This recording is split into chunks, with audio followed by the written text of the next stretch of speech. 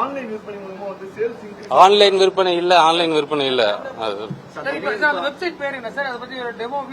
Video வந்திருக்குல்லண்ணா, நேத்துல இருந்து வந்துட்டு இல்ல என்னன்னா அதுதான், அதுல கூட கொஞ்சம் அவசரம். இன்றில இருந்தே பயன்பாட்டுக்கு வரும், இப்பவே வரும் அப்படிங்கறது அவசரம். இன்னைக்குதான் வந்து அதை ட்ரையலுக்கு கொடுத்துருக்கோம். இன்னைக்கு நைட்டு 12 மணில இருந்து அதை வந்து ட்ரையல் அண்ட் எரர் தான் முயற்சி பண்ண போறோம்.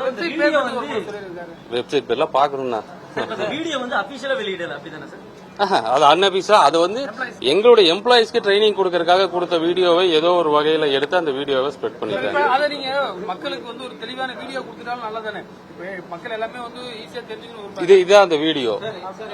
இப்ப நான் சொல்றேன் அபிஷியலா தான் நான் சொல்றேன். ஆனா இப்ப இது வந்து எதிர்ப்பு தெரிவிக்கிறாங்க. ஏன்னா 18 வயசு கீழே இருக்கிறவங்களுக்கு வந்து எப்படி நாங்க அதை இன்சூர் பண்றது, அந்த வயசுல வாங்க மாட்டாங்கிறத இன்னொரு தடவை சொல்லுங்க. இப்போ பல கட்சிகள் எதிர்ப்பு தெரிவித்து காரணம் என்னன்னா, இதுல வந்து ஏஜ் லிமிட் எப்படி நாங்க வந்து உறுதி பண்றது, இதை கொடுத்துருக்கு.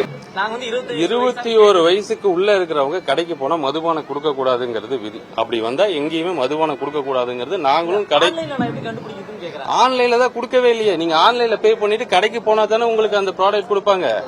இது டெலிவரி கிடையாது. எப்படி டெலிவரி? இது வந்து பேமெண்ட் மெத்தட் தான்.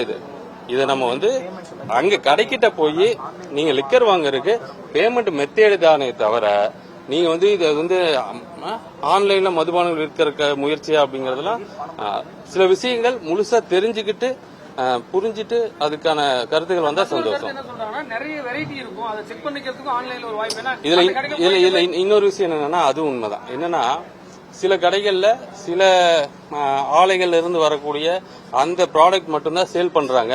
நாங்க கேட்கறது கிடைக்க மாட்டேங்குது, கொடுக்க மாட்டேங்கிறாங்க, உள்ளேயே வச்சுக்கிறாங்க, வேற வேற ஆட்களுக்கு தான் கொடுக்கறாங்க அப்படிங்கறதெல்லாம் இருந்துச்சு.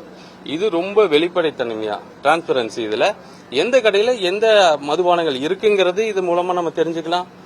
ஏதாவது ஒரு மதுபான ஆலைக்கு முக்கியத்துவம் கொடுக்கறாங்களா அப்படிங்கறது இது மூலம் தெரிஞ்சுக்கலாம். சோ இது முழுக்க முழுக்க வெளிப்படைத்தன்மையா இருக்கும். கடைக்காரங்களும் சரி, அரசு நிர்வாகமும் சரி, இதுல எந்த முறைகேடாவும்